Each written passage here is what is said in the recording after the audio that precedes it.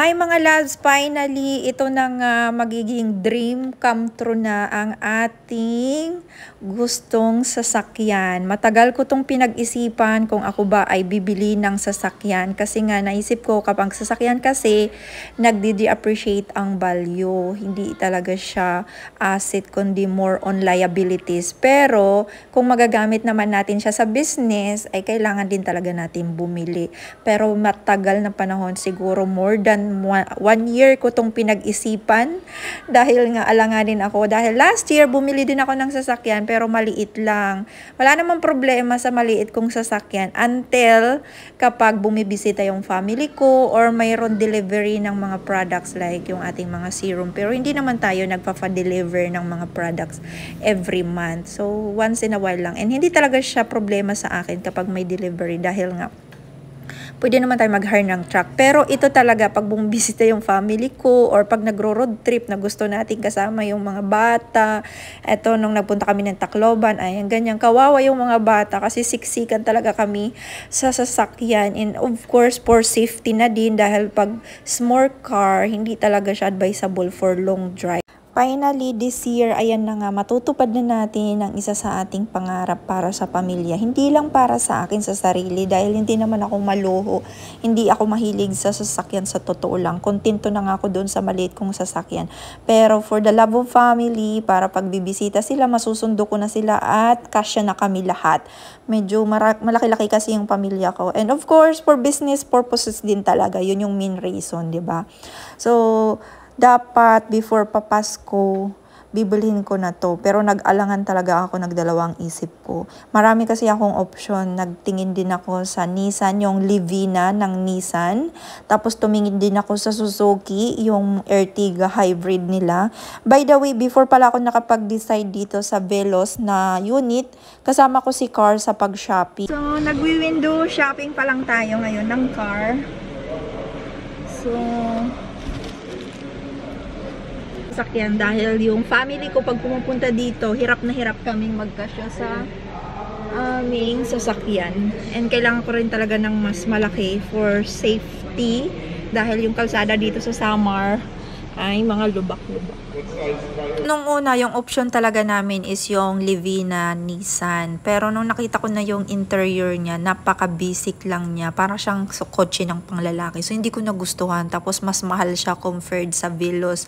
So, dito sa Veloz, in-study ko na to online para mayroon na akong idea sa price, sa mga features niya inside. And mas upgraded yung interior na to. Nakita nyo, may mga cup holder siya. And pwede ko siyang lagyan dyan ng phone. Mayroon na din siyang cordless na cellphone charger, yan nakita nyo sa gitna. So, ito talaga yung nag-out of the top sa tatlo na sasakyan na pinagpilian ko kasi tatlo yung Suzuki Ertiga hybrid, tapos yung Nissan Livina na V variant, tapos dito sa Veloz G. So, mayroon pa itong mas higher na variant pero made to order daw, hindi pa siya available dito sa Calbayog Samar. So, ito yung napili ko. Importante, 7-seater siya dahil ayoko na din ng mas malaki pa sa 7-seater dahil ang hirap na maghanap ng parking. Matakaw na din siya sa gasolina and masyado na din malaki for me as a woman na driver. Gusto lang natin yung compact lang ba, yung hindi ako mahihirapan. So, ito yung perfect na size. And mayroon na din naman akong 5. Hindi ko talaga ma-imagine na bibili talaga ako ng sasakyan kasi mostly pag mga ganito, syempre lalaki pa rin ang bumibili para sa atin, yung asawa pa rin ang magpo-provide para sa atin. Pero ngayon nakakatuwa kahit si Car tuwang-tuwa sa akin, kinongratulate niya ako dahil nga sa sipag ko daw, na-achieve na natin, kaya na natin bumili ng sasakyan, kaya na natin mag-upgrade sa mas komportable, mas malaki dahil sipag din naman talaga ang pinuhunan ko dito. Marami din talaga mga puyat, stress, iyak, halo-halo. Dahil nga pag mayroon tayong goal, kailangan talagang pagtrabahuan. Pero grabe, sabi nga, tayo daw ang magmamaneuver ng ating kapalaran. Kaya galingan daw natin magmaniho para makuha at marating natin kung ano man ang gusto nating marating sa buhay. Hindi daw hadlang ang kapalaran na ikaw ay pinanganak ng mahirap. Kung pinanganak ka ng mahirap, kung gusto mong maiba ang buhay, wala daw imposible. So, si Lord ang magbe-bless, ikaw ang gagawa ng kapalaran mo. Ikaw yung tatrabaho noon. Tapos si Lord, iga-guide ka lang niya kung sa tingin niya, deserve mo.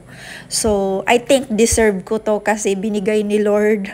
So, bagong taon, bagong salubong ng biyaya. Ang hirap ng aking 2024. Sobrang daming challenges. Akala ko ay hindi ko yun masusurvive. Pero dahil nga sa faith natin kay Lord and dahil din sa katatagan natin na hindi tayo sumuko hanggat alam ko hanggat meron akong Diyos ay lahat kakayanin ko.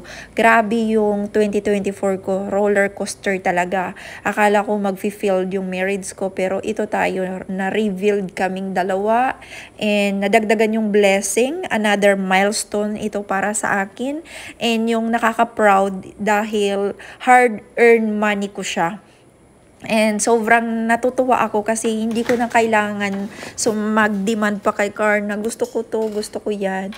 And siya mismo sobrang proud and sobrang natutuwa para sa akin dahil hindi daw niya ma-imagine na malayo na daw yung aking narating. And part siya doon sa aking mga milestones, sa mga achievement ko. Part yun si Carl, hindi ko yung i-deny kahit kailan na naging way din siya kung saan man ako ngayon. Si Carl din ang nag-i-inspire sa akin, nagmo-motivate sa akin na pahalagahan ko bawat pera na pinagkakakitaan ko dahil hindi daw yan forever, hindi lagi magana ang business, hindi lagi por parehas yung panahon na maganda yung takbo ng business. Kaya lagi niya akong sinasabihan na pag-ingatan mo yung pera dahil mahirap kumita ng pera.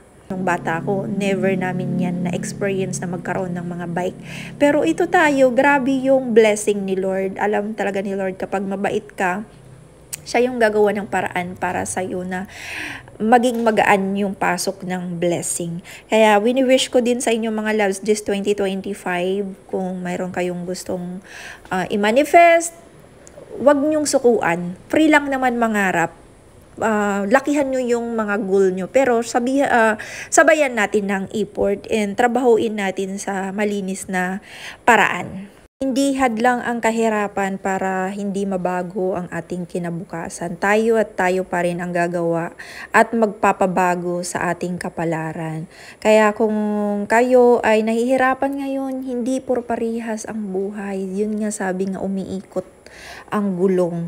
So kung ikaw ngayon ay nasa ibabasahan mo, kung hindi man ito ang winning year mo, hindi ka dapat mawalan ng pag-asa. Sobrang hirap ng aking 2024 and I hope na i-claim ko na this 2025 is my winning year. Sana wala ng mga luha.